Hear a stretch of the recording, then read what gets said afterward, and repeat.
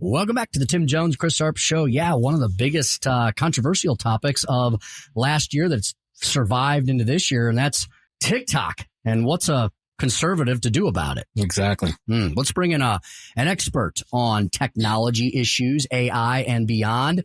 Jake Morabito, Senior Director of the Communications and Technology Task Force at ALEC, the American Legislative Exchange Council, alec.org. Jake, good afternoon. Welcome back to News Talk STL. Thanks for joining us. Thanks so much, Tim and Chris. So excited to be here to talk about this. Jake, TikTok. What is your position, Alec's position, generally on TikTok? Do you have an official position? What is someone on the center right side of the political or on the philosophical world, this philosophical spectrum? What do we need to know about TikTok? How should we approach it? Well, it's a really interesting situation, Tim. You normally free market oriented conservatives, we aren't really big about government stepping in, especially with a speech platform like a social media site like TikTok. But what makes TikTok so different is that it is owned by a Chinese parent company called ByteDance. And some elected officials not only in our government, but around the world have expressed concern that if the Chinese Communist Party can access our sensitive data and our systems, what does that mean for national security? And that's what ultimately led Congress and President Biden to sign the law requiring ByteDance to either sell the company to a non-foreign adversary or it's banned from the U.S. entirely. So now we'll see what happens now that President Trump has done that 75-day extension. There potentially are some U.S. buyers. But it really remains to be seen whether China will even agree with the deal. Jake, the U.S. stock market lost $1 trillion in value the other day after a Chinese company, DeepSeek, announced that they had a AI model that was comparable to ChatGPT and others. You have Alibaba today. They announced that their new AI system is just as good as ChatGPT and DeepSeek. One of the reasons why people are excited about this DeepSeek is because they use less powerful chips than what's normally been used. And they said they only spent $6 million to develop it. First of all, do you believe they only spent $6 million? And what does this mean for the AI industry? You're definitely right, Chris, to be skeptical of the claims from China. Does this actually take $6 million to create the model? That's quite a low number. Usually for the other companies like OpenAI, Google, they're spending hundreds of millions to develop these tools. But even if let's assume like it's even a little bit close to reality, I think it's a sea change for the industry. And it actually, it'll motivate American companies to step up, and some healthy competition is good. But it's a reminder to Congress and state legislators, especially, who have introduced, not even kidding, last year, 700 individual bills attempting to regulate AI strictly. Instead of letting the market decide and consumers decide what's best, what would instead be best is to just let our companies have the freedom to create and innovate and build the world's best tools so that way we can keep pace with China and not let foreign countries beat us at our own game in this technology. Jake, what's your thoughts as to how Donald Trump has approached this whole mess at this point? Do you like the actions he's taken? Do you not? Do you wish he'd done something differently? And what do you think the administration's approach should be to this overall moving forward? Well, it's really encouraging. One of the first actions he took on the first day in office was he repealed a really harmful executive order that President Biden did on artificial intelligence. That, again, like I was alluding to, is requiring either mandatory testing in the name of safety. Sometimes in this AI conversation there are very legitimate risks and fears that people have about the technology. Like, is it going to replace my job? Is it going to really change society in a way that I don't like? But some of it's kind of hyperbolic and inspired by movies like The Terminator or 2001: A Space Odyssey. And we got to remember, hey, wait a second, those were, movies or novels. That's not reality. Let's legislate and create laws based on the facts on the ground here.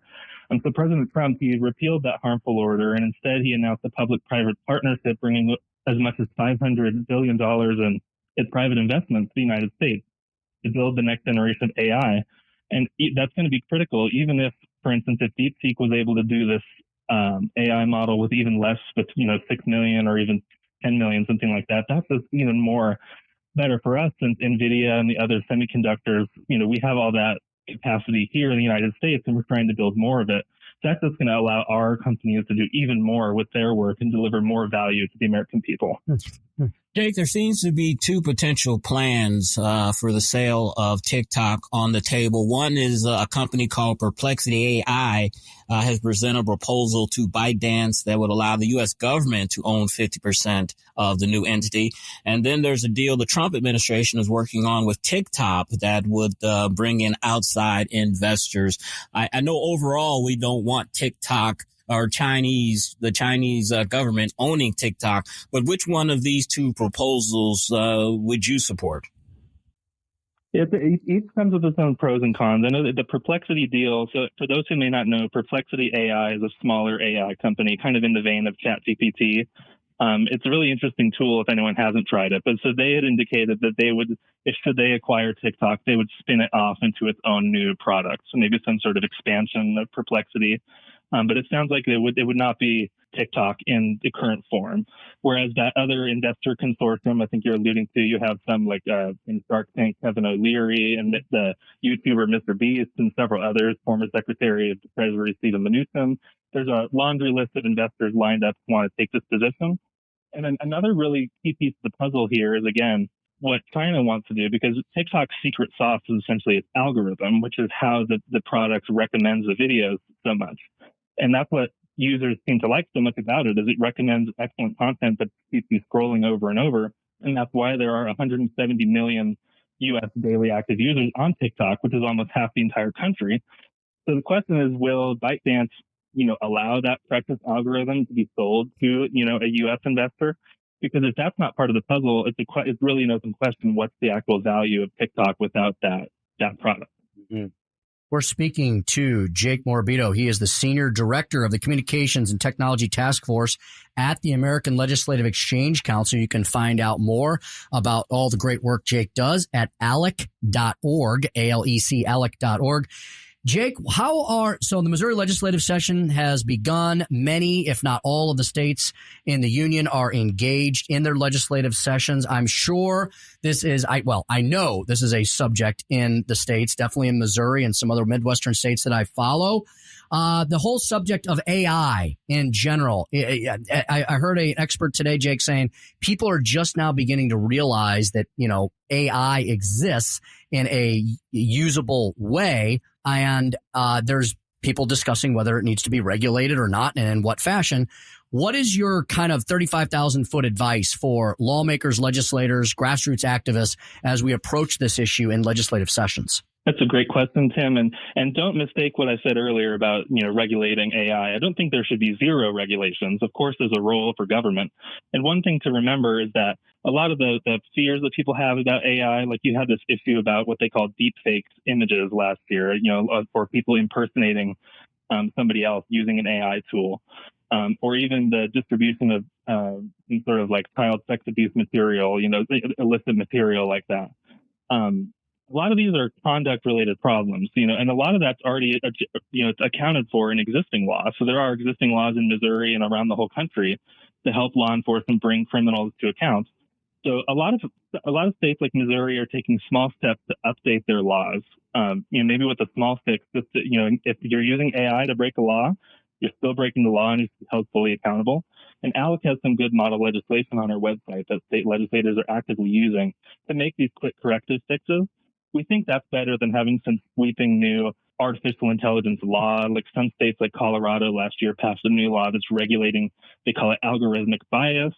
And then you quickly get into the DEI, diversity, equity, inclusion territory as far as, regulating speech and protected classes, their risk assessments on the technology and kind of who's doing that.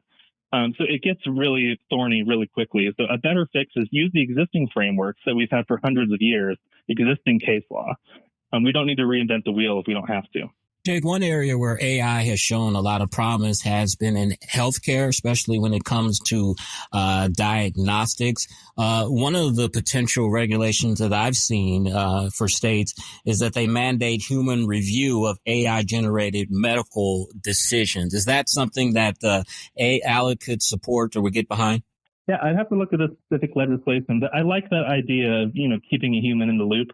I always think AI works best when it's not trying to replace somebody at their job. It's supposed to augment somebody at their job or help them do their job better and make them more efficient. So some of that diagnostic software, if you're even the best, tech or surgeon or medical professional out there wouldn't be able to detect some of what the AI is detecting, but you still want that trained human with the certification to have the final say. Or another people are worried about, like, especially in the military space, right, about like we don't want an AI causing a war or something like that. So I think there are definitely some zones where you definitely want to have the humans still be in the loop.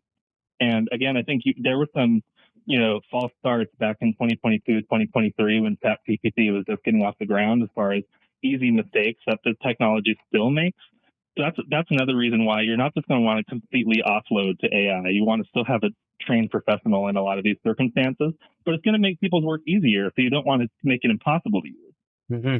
So, Jake, for those of us like Chris and I grew up in the 80s and the 90s, all the sci-fi movies, that seem to be stuff of far, far futuristic stuff, they're almost becoming reality before our very eyes. And, I think a lot of times we often think of the worst possible outcomes. And the thing I always think about, Jake, when I'm thinking about the concept of AI was the Terminator series, where Skynet, not the British News Network, but Skynet, the mythical cybersecurity company, develops these cyborgs that eventually become the Terminators. And before you know it, humankind is enslaved and the world is apocalyptic and pretty much burnt to a crisp.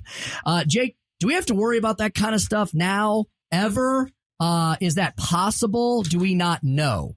Well, we definitely don't have to worry about it right this second. But I mean, we can't officially write it off. We don't know what these models are going to look like in 10, 15, 50 years from now, right? But some of the mistakes, like states like California or New York or Connecticut or some of these kind of blue states that love, over-regulating industry and stifling jobs with new regulations, they are very quick to jump in and they say we have to, prevent these catastrophic existential risks that you're describing, Tim. Mm-hmm. And I think it's a little premature, with this, again, the generative AI, that's, OpenAI, ChatGPT and such, still only just a few years. And it's a nascent industry. We still need to do some understanding about what exactly the ramifications of this technology are. Cutting it down at this early stage would, in the name of, preventing the Terminator from coming on the scene, it could be writing off, billions or trillions of dollars in economic value potentially for nothing. So we can't write it off entirely. We need to keep an eye on the ball. And I think something that state legislators in Missouri and elsewhere can do is, get up to speed on AI, separate the myth from the facts, learn what's true and what's hyperbole, what are, interest groups just trying to scare you to get some sort of legislative agenda passed. So separate the myth from the facts, what's really happening. Jake, these AI systems like ChatGPT take in a tremendous amount of information constantly, which makes them appear as if they are thinking like human beings. But of course, they're not. They're just searching through the vast amounts of information that they have. But when will it get to the point where we as humans should be a little fearful of these machines? What is the point where these machines are actually thinking instead of just going through the database of information that we have? When will we see that point? Or what will demonstrate that to us? It's interesting to bring that up, Chris, because a lot of the new models, like ChatGPT's new model, they call it the 4.0 model, I believe. Oh boy! They have some of these advanced reasoning techniques that you're talking about, where I think it's in that model where you put in the prompt and it'll even say thinking, and it takes a little bit longer than usual. Mm-hmm. But if you allow it that extra time, it'll give a more thoughtful answer or can solve a more difficult problem. So it's amazing that in just a short period of time, we go from it not knowing about the founding fathers or saying, really messing up basic facts about history to it now being able to solve some really fascinating problems or just be that much more capable. So I do think it's something I don't know if we need to be fearful. I don't know if that's the right word, but it's certainly impressive. I think the capabilities are just going to increase. Fascinating discussion. Folks, go to ALEC.org if you need any more information about this or the many different areas that ALEC works in. 10 task forces active at ALEC, empowering states and shaping America's future through limited government, free markets, and federalism. Jake Morabito, our guest here this afternoon. He runs the Communications and Technology Task Force at ALEC.org. Jake, always a fascinating conversation with you. We'd love to have you back again soon sometime. Thank you, Jake. Oh, thanks so much.